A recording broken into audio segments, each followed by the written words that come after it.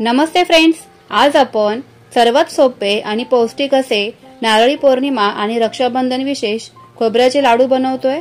तुम्हाला जर का अजिबातच काहीच बनवायला वेळ नसेल तर तुम्ही असे हे झटपट पौष्टिक लाडू रक्षाबंधनसाठी नक्कीच बनवू शकता। एकही थेंब तुपाचा किंवा साखरेचा वापर न करता आज आपण हे लाडू बनवतोय। हे लाडू जितके पौष्टिक आहेत ना तितकेच बनवायलाही खूप सोपे आहेत। ठरवलं तर फक्त 5 ते 10 मिनिटांमध्येच हे लाडू फटाफट बनवून तयार होतात। रक्षाबंधनसाठी आता बाहेरून मिठाई आणण्याची आवश्यकता नाही, तर असे हे पौष्टिक लाडू तुम्ही घरीच बनवू शकता।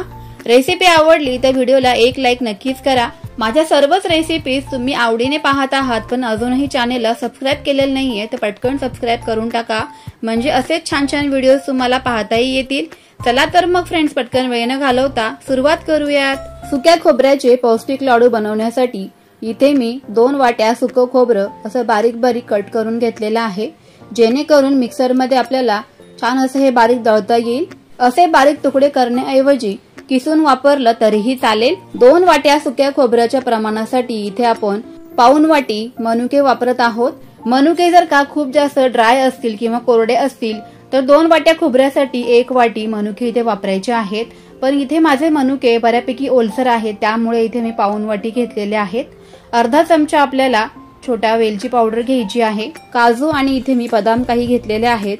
तुमच्या आवडीप्रमाणे काजू आणि बदामचं प्रमाण कमी जास्त करू शकतात। सर्वात आधी इथे आपण खोबरं आता मिक्सर मध्ये बारीक दळून घेत आहोत। सुकं खोबरं खाण्याचे भरपूर असे आरोग्यदायी फायदे आहेत। रक्तातील लोहाचं प्रमाण वाढवण्यापासून ते हाडांचं आरोग्य सुरक्षित राखण्यापर्यंत सुकं खोबरं महिलांच्या आरोग्यासाठी खूप फायदेशीर ठरतं। म्हणूनच तर डिलिव्हरी नंतर खारीक खोबऱ्याचे लाडू खाल्ले जातात। या पद्धतीने खोबरं मिक्सर मध्ये दळून घेतल्यानंतर जर का काही जाड तुकडे वगैरे राहिले असतील तर ते पुन्हा मिक्सरच्या भांड्यामध्ये घालून बारीक असे दळून घ्यायचे।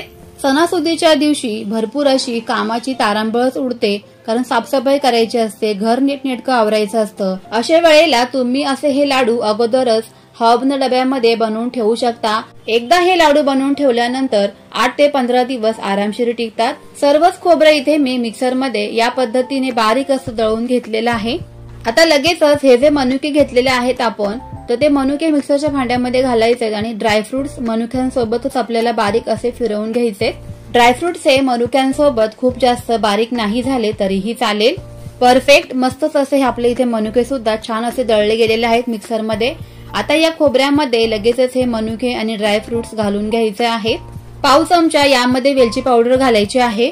वेलची पावडरमुळे लाडवांना खूप छान फ्लेवर येऊन जातो।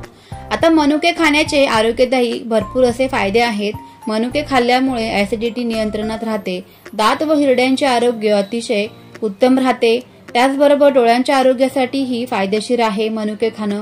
तसेच कॅन्सर तज्ञांच्या मते प्रत्येकाने दररोज 5 भिजवलेले मनुके तर खायलाच हवेत।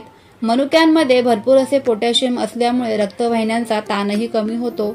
भरपूर असे आरोग्यदायी फायदे असल्यामुळे सर्वात सोपे आणि कमीत कमी साहित्यांपासून हे लाडू बनवून तयार होतात।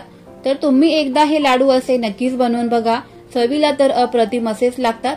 आता हे सर्व जे मनुके आहेत, वेलची पावडर जी आहे, आपल्याला हे सर्वच मिश्रण एकसारखं मिसळून घ्यायचं आहे आणि लगेचच याचे लाडू वळवून घ्यायचे।